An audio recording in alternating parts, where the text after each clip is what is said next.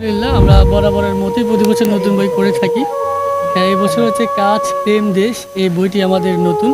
তো আমরা বিশ্বাস করি এই বইটি পাঠক যারা পড়বেন, এই বইটি পড়ার মধ্য দিয়ে তারা নিজের কাছে সবচেয়ে ভালোভাবে করার যে সক্ষমতা, এটি ওনারা অর্জন করতে পারবেন। খুব বাস্তবতার আলোকেই এই বইটি তৈরি করা আমাদের।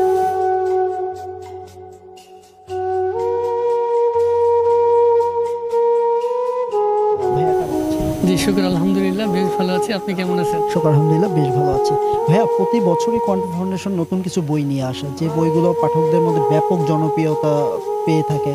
এর আগে শুদ্ধাচার বইটি ব্যাপক জনপ্রিয়তা পেয়েছে, হাদিস শরীফটা ব্যাপক জনপ্রিয়তা পেয়েছে, আল কোরআনের বাংলা মর্মবাণীটা তো কথাই নেই। সব থেকে এত সেল মনে হয় এর আগে কোনো করেছে কিনা আমাদের জানা নেই আর কি।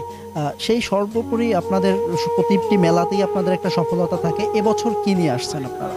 তো এই বছর শুকর আলহামদুলিল্লাহ আমরা বরাবরের মতোই প্রতি বছর নতুন বই পড়ে থাকি। এই বছর হচ্ছে কাজ প্রেম দেশ, এই বইটি আমাদের নতুন।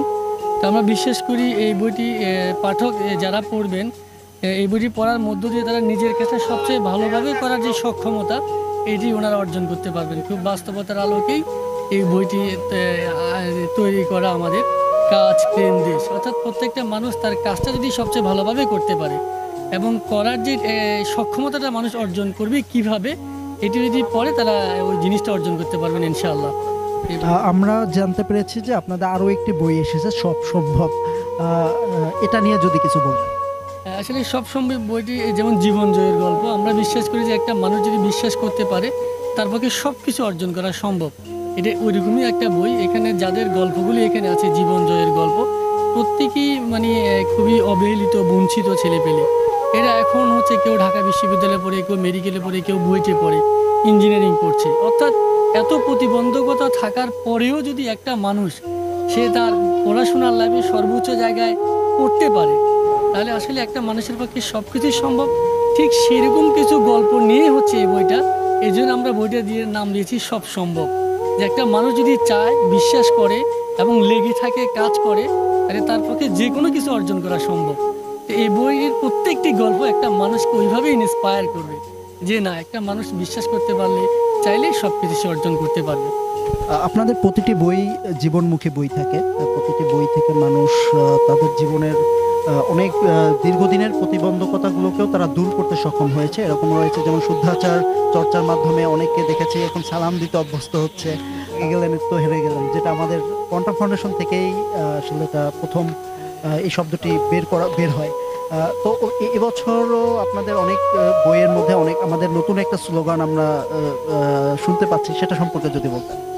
এই বছরের আমাদের স্লোগান যেটা, ভালো ভাবুন ভালো থাকুন। অর্থাৎ প্রত্যেকটি বিষয়ের মধ্যে আমরা পজিটিভিটিটাকে গ্রহণ করতে চাই। প্রত্যেকটা জিনিসের আসলে বেসিক্যালি দুইটা দিক থাকে, একটা পজিটিভ একটা নেগেটিভ।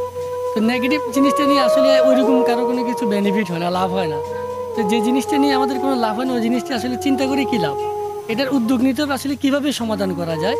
সেই জন্য আমরা সব কিছুতেই পজিটিভিটিটা কীভাবে নিতে পারি, এটাই আমরা চর্চা করছি। সেই জন্য আমরা বলছি যে সব কিছুতেই আমরা যেন ভালো ভাবতে পারি, ভালো করতে পারি, ভালো বলতে পারি, সব কিছু মিলিয়ে যেন আমরা ভালো থাকতে পারি। এই জন্যই আমাদের এই মেসেজটা, ভালো ভাবুন ভালো থাকুন। অর্থাৎ অন্যকেও ভালো বলবো, নিজেরাও ভালো থাকবো। জি, জীবনের জয়ের গল্প। তিনি বলেছেন যে এই জেনারেশন কখনো হারার না, এরা হার না। এদের নিয়ে অনেকগুলো প্রোগ্রামও গুরুজি করেছেন এবং দেখা গেল যে সেই জেনারেশনের হাতেই দেশের একটা ব্যাপক পরিবর্তন চলে এসেছে। তাহলে এটা একটা মেসেজ যে একটা মানুষ যদি এত প্রতিবন্ধকতার পর যদি সে এইরকম একটা পর্যায়ে আসতে পারে, বুয়েট, ঢাকা মেডিকেল, ঢাকা বিশ্ববিদ্যালয়, তাহলে যারা অনেক সুবিধা পাচ্ছে তারা কতদূর যেতে পারে। এই মেসেজটা হচ্ছে তারা খুব পরিষ্কার হবে যে না, এই মানুষটা যদি এটা করতে পারে একটা প্ল্যাটফর্ম পেয়ে, তাহলে আমরা যারা এত সুবিধা পাচ্ছি তাহলে আমরা কত বড় হতে পারি, কত বড় কিছু অর্জন করতে পারি। এটা বই পড়লে আশা করি, আমরা বিশ্বাস করি ইয়াং জেনারেশন আবার জেগে উঠবে ইনশাআল্লাহ।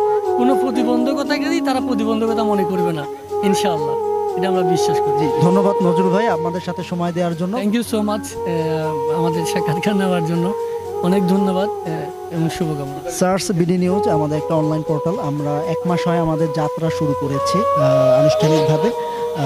প্রথম মাসের পরেই আমরা এই মেলাতে আমাদের কার্যক্রম শুরু করেছে, আমাদের জন্য যদি আপনার কোনো বার্তা থাকে। না, আমরা মানে যারা মিডিয়ায় কাজ করেন আমরা সবসময় তাদেরকে সাধুবাদ জানাই।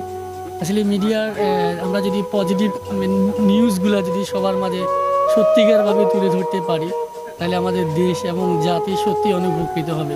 কারণ মানুষ মিডিয়ার মেসেজ দ্বারা অনেক বেশি প্রভাবিত হয়। তা আমরা সবাই ভালো জিনিসগুলোই তুলে ধরার চেষ্টা করেন। তা আমিও সেই প্রত্যাশাই রাখবো মিডিয়া যেন আসলে অরিজিন যে মেসেজটা এটা যেন কনভে করে দেশ এবং জাতির জন্য, মানুষ যেন সঠিক মেসেজটা পায়। এটাই। ধন্যবাদ আপনাকে আমাদের সাথে সময় দেওয়ার। Thank you so much.